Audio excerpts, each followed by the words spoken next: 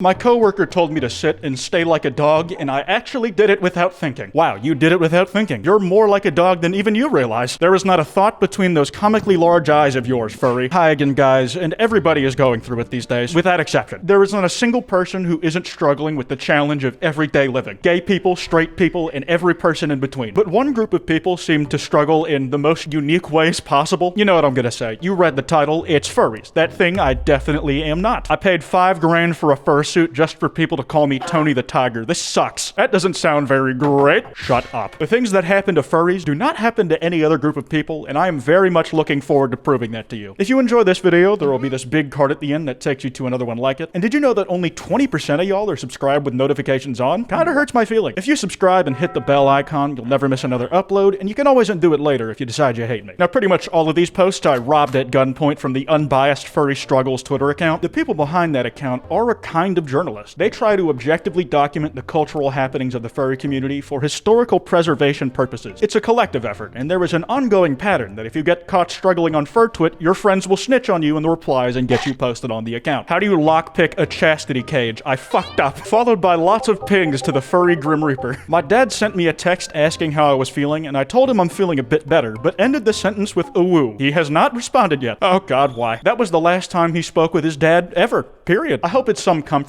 but I want to say that if your parents disown you over being a furry, don't feel bad about yourself. Liking anthropomorphic animals is actually a genetic trait that gets passed down to you, and not something you choose. Which means that one of those parents that kicks you out carries the furry gene, and it's actually their fault you're like this. I may have maxed out a credit card on just furry art commissions. Couldn't be me. I definitely don't commission art of my fursona that I don't have, but if I did, I simply wouldn't have to worry about the cost. I'm just too rich to go broke over it. My credit score is perfect, my bills are always paid on time, and I keep the yiff rolling in like clockwork. Now for real, hypothetically, I accidentally opened furry porn in a mosque. I'm going to brain myself. I opened my camera roll in the Hagia Sophia to see a photo I took, and it opened my hidden photos folder. Allah forgive me, I'm sorry. Worst part about this is that this tweet is from a private account, so one of this guy's friends thought this shit was so funny that he was willing to rat him out for a good post. I can't lie. If you tell me in confidence that you accidentally opened furry porn in your own place of worship, I would probably do the same thing. You know, as long as it stays anonymous. My horny ass could not live in Zootopia. This tweet was genetically engineered to fit every stereotype of being a furry, and also for me to use it as a thumbnail. For reference, I recently read the entire Zootopia abortion comic live on twitch.tv/Kwite. Expect me to talk more about that at a later date, because I'm going to. I missed the deadline for my compulsory military service. It still blows my mind how many furries are active service members. They have sleeper agents in literally every level of society. They could probably disable the United States power grid if they wanted to. On an unrelated note, in honor of military furs and 9/11, here are some furry-themed tributes to the first responders on that fated day. So apparently TikTok goes through your contact info without your permission, so now I keep getting recommended people I know in my family's TikTok accounts. Same thing happened to me, and I freaked the fuck out when I started seeing coworkers liking my blatantly furry account. As much as I hate that TikTok does that by default, you can turn it off, just so you know. It sounds like it worked out in the end for Reply Guy. Sure, they got shoved out of the furry closet to their fellow wage slaves against their will, but their coworkers liked the TikToks, so now I guess they know their coworkers tolerated furries all along. Dad asked, how's the job search going? While the homie is going on about a fella he would like to platonically lick. And yeah, that means the search is going good. I mean, arguably in this community, making those types of tweets would count as job hunting. If those tweets reach the right set of eyes, they could land you certain positions, usually doggy style. The bartender looked at my driver's license and went, really? Good for you. What the hell is that supposed to mean? This is probably the furry struggle post most relatable to non-furries. Just somebody thinking you're a certain age, then finding out you are a different age than what they thought. And it's either a you look great for being old thing, or you look absolutely wilted for how young you are. My prayers to those who get both. Want to be Twitter mutuals? My mom walked by and all she saw was this on my screen. I'm gonna cry. I'm gonna get disowned. Anybody got a source on the artist of that first image? And yes, this is what me and all my Twitter mutuals do in our very top secret YouTuber DMs. It's just passionate kissing, tongue fucking, wrestling with each other, and fighting for dominance, and I always end up losing. Definitely not on purpose. It's not like I want a taller, muscular man to come take control of me. That's not true. I wonder when somebody is a furry and also gay, so most of them, which of those two traits are more likely to get them kicked out of their parents' house? Just farted myself awake. How's everyone else doing? I swear to God, if the private quote retweet is from a fart fetish account, I can't carry on. I'm gonna completely ignore the fart fetish bit in favor of focusing on private quote retweets. They are like a visual representation of that fear that somebody is talking about you behind your back, except with private quote retweets, you literally know what's happening, and you can't do anything about it except sit in terror and cry, afraid of what somebody you don't even know is saying about you to 10 to 20 other people you don't even know. The entire time I thought touching grass was slang for getting fucked on the front lawn. I finally looked it up today. Don't at me. The way it's worded makes it sound like this guy was more disgusted by the real definition. Like to them, just going outside for the sake of it is more grody than getting plowed on your freshly mowed yard. I can't begin to imagine how they thought that's what people meant when they say touch grass. Every time they saw on TikTok a dude who had a chronically online take, and people said touch grass back. Does he think they were replying telling that fella to get their asshole widened in front of their neighbors? I forgot I changed my name as a joke on the app. I had to say the name too. It's a little weird in Taco Bell, but this would be a perfectly acceptable name to use at Starbucks. There's no way they wouldn't botch the spelling of Ranatoki though. I probably botched the pronunciation, I'm not gonna lie to you. I can't believe I had to be subjected to this. So-called free thinkers when they see a horse fursuit with huge titties walking around the convention center. The people who run these venues have to have seen all sorts of weird shit as different niche interests use their expo hall to meet up. The same floor that's holding a industry-leading tech and business conference this weekend was a marketplace for animal-themed sex toys just 7 days ago. Hey, I heard there's a furry convention right across the street from your hotel.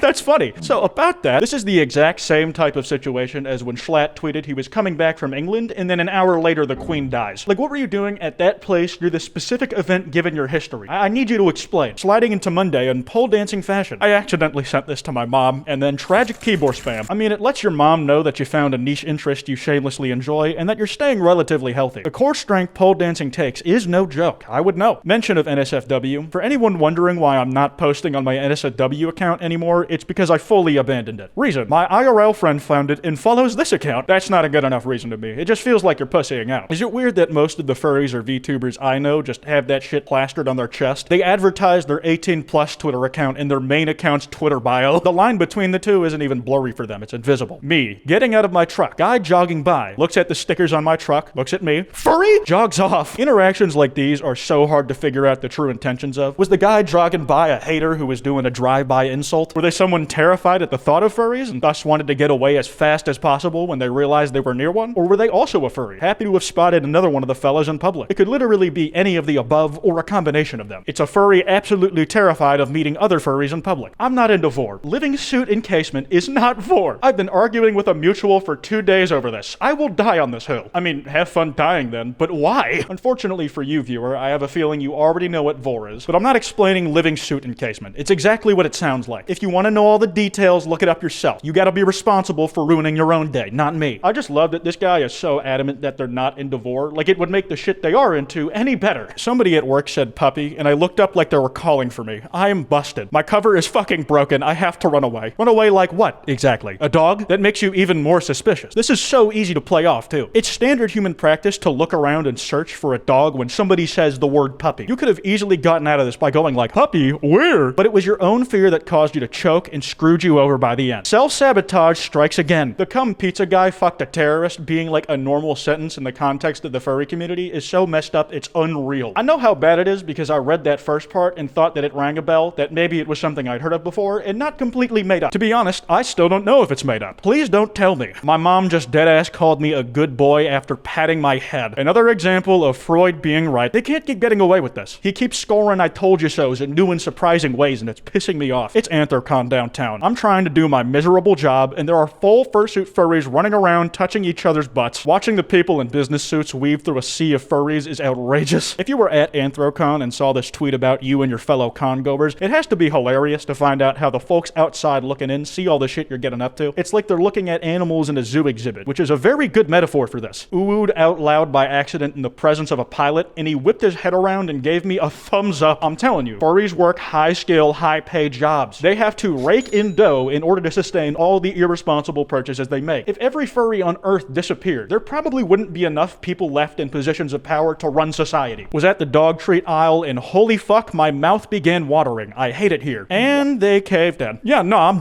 done. That card I mentioned should be on screen. If you enjoyed, be sure to subscribe and hit that bell. Remember, don't go after anyone I talked about today because that's cringe, and this video is meant in good fun. Anyways, this has been Kwite, and I am not a furry.